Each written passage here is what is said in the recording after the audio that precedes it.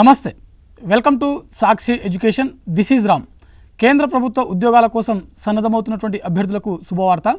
Staff selection commission నుంచి భారీ notification అనేది రిలీజ్ అవ్వడం జరిగింది.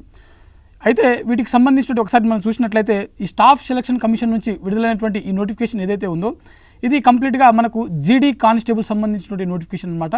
గతంలో మనం ఒక వీడియో రూపంలో చెప్పుకోవడం జరిగింది. జీడీ కానిస్టేబుల్ సంబంధించినటువంటి నోటిఫికేషన్ ఏదైతే ఉందో ఈ ఏడాదిలో మనకు 20,000 నుంచి 60,000 మధ్యలో, అంటే దాదాపుగా 20,000 నుంచి 60,000 ఖాళీలతోటి ఒక నోటిఫికేషన్ వచ్చేటువంటి అవకాశం ఉంది అని చెప్పి మనం ఒక వీడియో రూపంలో చెప్పుకోవడం జరిగింది. అయితే ప్రస్తుతం మనకి దాదాపుగా 25,487 ఖాళీలతో ఈ నోటిఫికేషన్ అనేది రిలీజ్ అవ్వడం జరిగింది. సో ఈ వీడియోలో మనం కంప్లీట్గా ఈ నోటిఫికేషన్ సంబంధించినటువంటి ఎడ్యుకేషన్ క్వాలిఫికేషన్ ఏంది, దాంతోపాటుగా ఈ పోస్టులకు సంబంధించినటువంటి ఎంపిక ప్రక్రియ ఏ విధంగా ఉంటుంది అనే విషయాల గురించి కంప్లీట్గా తెలుసుకునేటువంటి ప్రయత్నం చేద్దాము. ముందుగా ఈ వీడియోని చూస్తున్నటువంటి ప్రతి ఒక్కరు కూడా ఈ వీడియోని తప్పకుండా లైక్ చేయండి. అలాగే మీరు ఇంకా సాక్షి ఎడ్యుకేషన్ యూట్యూబ్ ఛానల్ని సబ్స్క్రైబ్ చేసుకోకపోతే ఇప్పుడే సబ్స్క్రైబ్ చేసుకోండి. అయితే మనకు స్టాఫ్ సెలక్షన్ కమిషన్ విడుదల చేసినటువంటి ఈ నోటిఫికేషన్ ఏదైతే ఉందో ఇందులో మనకు మొత్తం జీడీ కానిస్టేబుల్ అంటే జనరల్ డ్యూటీకి సంబంధించినటువంటి కానిస్టేబుల్, రైఫిల్ మ్యాన్ సంబంధించినటువంటి జనరల్ డ్యూటీ సంబంధించినటువంటి కానిస్టేబుల్స్ అనమాట. ఓకేనా.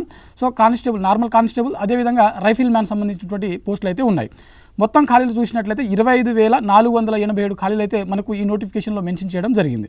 అయితే వీటికి సంబంధించినటువంటి ఎడ్యుకేషన్ క్వాలిఫికేషన్ చూసినట్లయితే అభ్యర్థులు ఏదైనా అంటే ఇంటర్మీడియట్ ఏ విభాగంలో అయినా సరే అభ్యర్థులు ఇంటర్మీడియట్ పాస్ అయితే సరిపోతుంది. దాంతోపాటుగా ఇక్కడ మనకు 10th క్లాస్ కూడా మనకు మెన్షన్ చేయడం జరిగింది. 10వ తరగతి పాస్ అయినటువంటి అభ్యర్థులు కూడా ఈ పోస్టులకు దరఖాస్తు చేసుకోవచ్చు అని చెప్పి మెన్షన్ చేయడం జరిగింది. సో అయితే వీటికి సంబంధించినటువంటి ఏజ్ లిమిట్ ఒకసారి చూసినట్లయితే అభ్యర్థులకు కనీసం 18 సంవత్సరాలు, మ్యాక్సిమం 23 సంవత్సరాల వరకు వయసు ఉన్నటువంటి అభ్యర్థులు ప్రతి ఒక్కరు కూడా ఈ పోస్టులకు దరఖాస్తు చేసుకోవడానికి అర్హత కలిగి ఉంటారు. అయితే ఇక్కడ గమనించవలసిన విషయం ఏంటంటే మనకు కట్ ఆఫ్ డేట్ కూడా ఇక్కడ మెన్షన్ చేయడం జరిగింది. అభ్యర్థులు ఎవరైతే 2026 జనవరి 1 వరకు ఈ ఏజ్ అనేది అంటే క్యాల్కులేషన్ చేయడం జరుగుతుందన్నమాట. మనకు 18 నుంచి 23 సంవత్సరాల వరకు. సో ఎస్టీ, ఎస్సీ మరియు ఓబీసీకి చెందినటువంటి అభ్యర్థులు ఎవరైతే ఉంటారో ప్రభుత్వ నిబంధనల ప్రకారం వీరికి వయో సడలింపు అనేది వర్తిస్తుంది. అదేవిధంగా ఈ పోస్టులకు సంబంధించినటువంటి అంటే సెలెక్ట్ అయిన తర్వాత అభ్యర్థులకు వేతనం ఏ విధంగా ఉంటుందని ఒకసారి చూసినట్లయితే శాలరీ బేస్డ్ 21,700 స్టార్టింగ్ శాలరీ అనేది ఉంటుంది. మ్యాక్సిమం 69,100 వరకు మనకు శాలరీ అనేది ఇవ్వడం జరుగుతుంది. పే లెవెల్ మనకు 3 అన్నమాట. అదేవిధంగా వీటికి సంబంధించినటువంటి దరఖాస్తు ప్రక్రియ ఎప్పటి నుంచి మొదలవడం జరుగుతుందని చూసినట్లయితే మనకు డిసెంబర్ 1 నుంచి వీటికి సంబంధించినటువంటి దరఖాస్తు ప్రక్రియ అనేది మొదలవడం జరిగింది.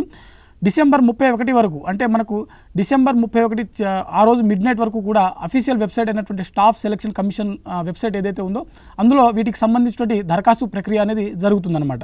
అయితే వీటికి సంబంధించిన అప్లికేషన్ ఫీజు చూసినట్లయితే జనరల్, ఓబీసీ మరియు ఈడబ్ల్యూఎస్ క్యాండిడేట్స్ ఎవరైతే ఉన్నారో 100 రూపాయలు దరఖాస్తు ఫీజుగా మీరు రుసుము అనేది చెల్లించాల్సి ఉంటుంది.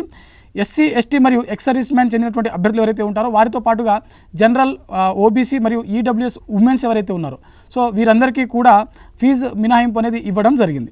అదేవిధంగా ఈ పోస్టులకు సంబంధించినటువంటి ఎంపిక ప్రక్రియ ఏ విధంగా ఉంటుంది ఒకసారి చూసేటువంటి ప్రయత్నం చేద్దాము. అయితే ఈ పోస్టులకు మనకు ముందుగా ఒక ఎగ్జామ్ అనేది కండక్ట్ చేయడం జరుగుతుంది. ఎవరైతే ఈ ఎగ్జామ్ కంప్లీట్గా మనకు ఆన్లైన్లోనే కండక్ట్ చేయడం జరుగుతుంది. ఎవరైతే ఈ ఎగ్జామ్ క్వాలిఫై అయినటువంటి అభ్యర్థులు ఉంటారో వీరికి ఈవెంట్స్ అనేది కండక్ట్ చేయడం జరుగుతుంది.